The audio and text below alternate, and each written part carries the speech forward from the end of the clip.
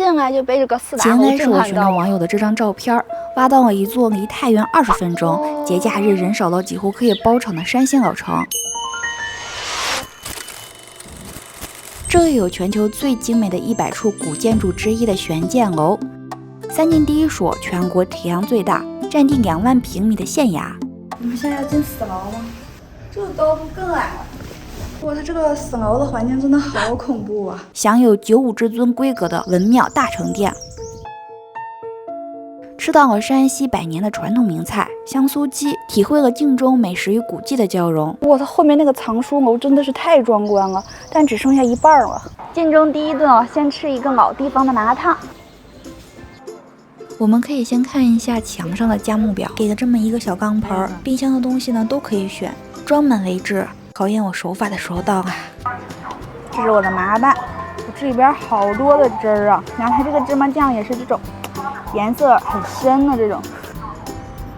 我个人是非常喜欢碱水面的，有它的面好香啊！炒蛋的面有块，就这么的一蘸，这窝里边全是汤汁儿，我感觉面筋能拿 MVP。我以为就10块钱的那么一小铁碗呢，结果它里边还送了面条，真的超大。我的麻辣烫来了，大肠处理的非常干净。这不就是酸海粉吗？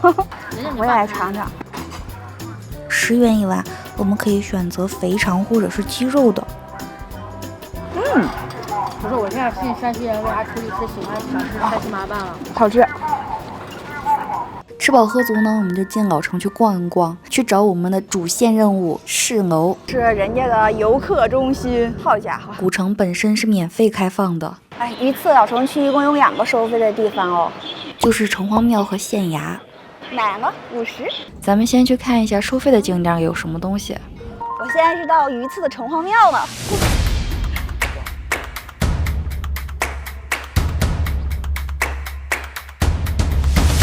山门是明正德15年的，面宽5间，歇山顶，抬头呢能看着鹅坊。朱元璋啊，当年分榆次这位显右伯4品，比县太爷还高个半头呢。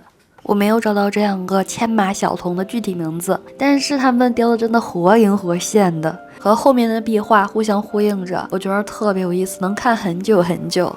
好有意思啊，这个马。哇，我们刚看到啊，它这个票是2日内有效，每天只能进1次，但是也超级合适。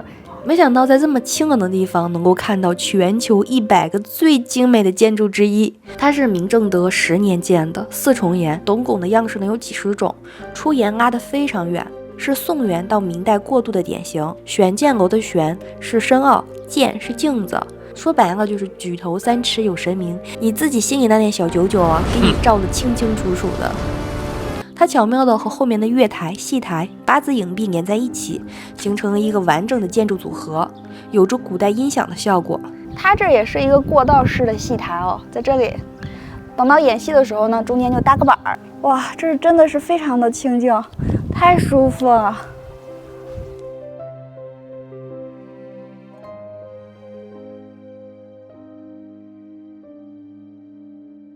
显右殿呢是城隍爷的正殿，建在1.2米的台子上，神台端坐的是城隍爷，是以北宋名将寇嘴寇老心为原型塑造的。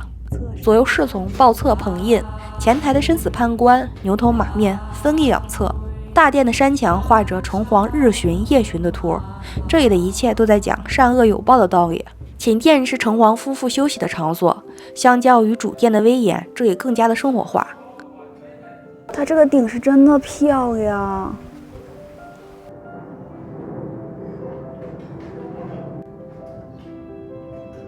这是个东西吗？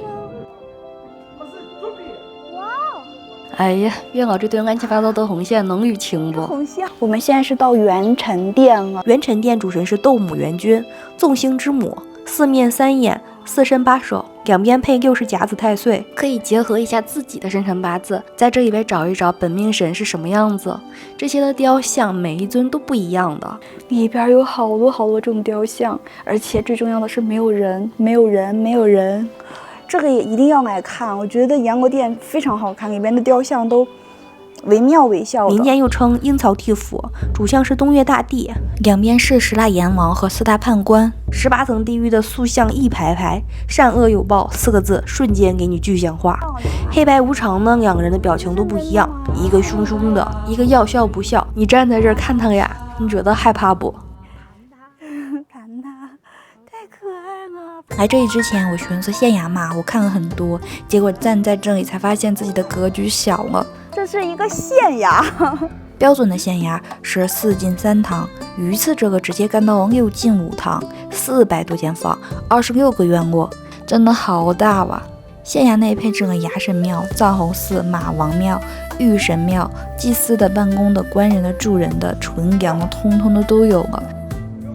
哇！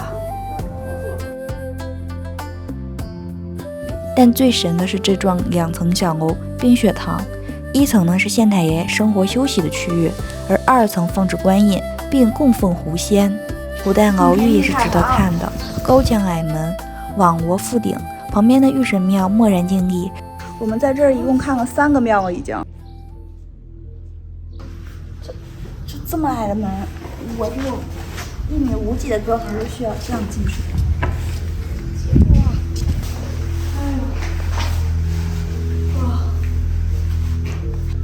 我们现在要进4楼了。哇，这个高度更矮了。哎，哇，它这个4楼的环境真的好恐怖啊，特别的压抑，只有1个小窗户。以上就是2个收费景点，现在去记一下五脏庙了。既然来了晋中，我们打算尝一下它这家本土菜馆。它这饭店生意太好了，手擀面这个量真的是太大了。这么多的浇头都是自助的，你想怎么放就怎么放，浇头裹着面汁儿，美味。但是对于外地人来说，还是稍稍有点难度，一不小心就调咸了。我更推荐的是他们家的刀削面，10元1碗的面，骨子里边竟然有这种大肉块，肘子肉。这道香酥鸡据说是山西流传100年的传统名菜，入选了官方10大竞菜。在晋中地区啊，它是民间宴席的标准大菜，也是店里40多年的正店招牌。先卤后炸再复炸，可以说我真的超级期待。它这里边这种白的肉，吃起来都是有滋有味的。唯一差一点就是师傅今天着急，有一部分它没有熟，它那个面糊里边是生面。这是我们8块钱的羊拼，也不少，它味道还是不错的。风味茄子可以说是今天的 MVP， 外壳炸得酥脆，但是里边却是嫩嫩软软的，属于第1口惊艳，第2口上头，第3口就停不下来。吃饱了，咱们再回到老城区。从这一开始呢，就全部都是免费的景点了。凤鸣书院吧，它是清代榆次官方最高的学府书院，取名凤鸣朝阳，就是凤凰迎着朝阳鸣叫的意思。寓意学子们学有所成，像凤凰一样飞出去。进来就被这个4大楼震撼到了。这2层的阁楼式建筑呢，可连通东西南北4个方向，故名4达，寓意学子们学识通达，前程四方。也借着这个好彩头，祝屏幕前的你人生路路通，四方皆坦途。两贤祠呢，是书院的祭祀场所，供奉着对榆次文教有着突出贡献的先贤。哇，它后面那个藏书楼真的是太壮观了，但只剩下一半了。咦，我拖住它了，不知道它什么时候能修好，最好能登上去看看。这是卫生间，连卫生间都这么漂亮。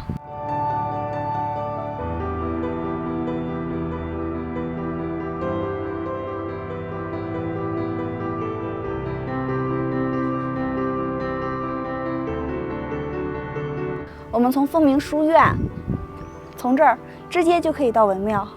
我现在是到文庙了，榆次文庙。这迎兴门可是明朝原装的，在这里已经屹立了几百年，真的非常大，看我的比例就可以了。超级漂亮的琉璃瓦。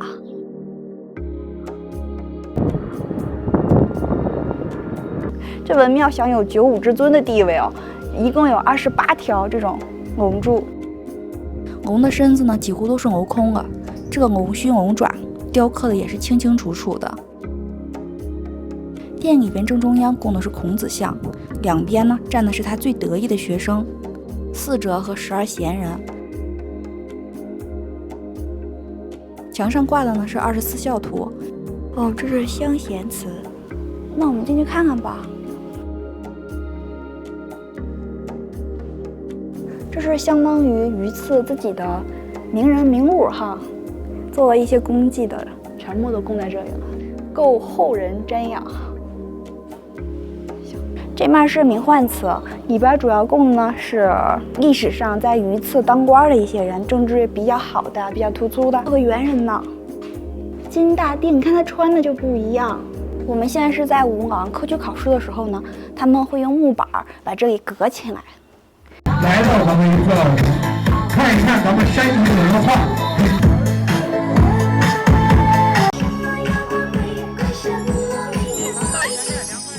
我们到西园了，它建于乾隆年间，当时朝廷规定500里避籍，很多的南方官员呢就被派到了榆次，想家的时候就在这里登高品茶，寄托乡愁。所以呀，园子里融入了大量的艰难造景，成了难得一见的小巧精致，南北交融。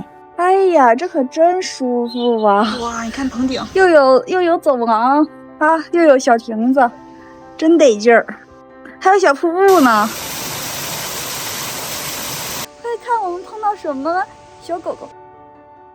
我现在在4楼，它是4条街道中间的一个楼，也是因为我刷到了它的照片才来的榆次。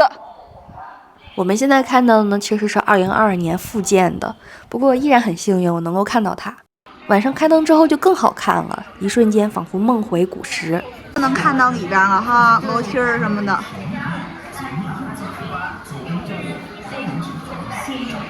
逛累了向北走，可以看到辛弃街集市。盛老板是接地气啊，肉蛋堡、福鼎肉片儿，这是该有的都有啊。青岛火爆大鱿鱼，主打一个性价比高。这，晚上再去撸个串儿。这也是5毛1个签任选啊。他这儿的菜还蛮新鲜的。锅已经上了，看我们的串儿。这里边有牛肉、鸡肉、掌中宝、蟹棒等等，反正都是我喜欢的。氛围也很好，他们家的东西也挺鲜的哈。串儿，我个人是非常推荐这个黑椒牛肉的，很嫩，然后还没有那种膻气。再来就是它的这个五花肉烤得非常的酥，可以看见外面有一层淡淡的金黄，这样的最好吃了，特别到位。再配一个橘子味的小啤酒，真的是夯爆了。从一张照片谈这座包场的老城，榆次给了我太多的惊喜：悬建楼的惊艳，县衙的震撼，文庙的庄严，美食与古迹交织。10块钱的麻辣烫吃到满足，刀削面里边的肉香至今难忘。这就是榆次，一座被低估的老城，一座藏在镜中的慢时光。那我们下一站见。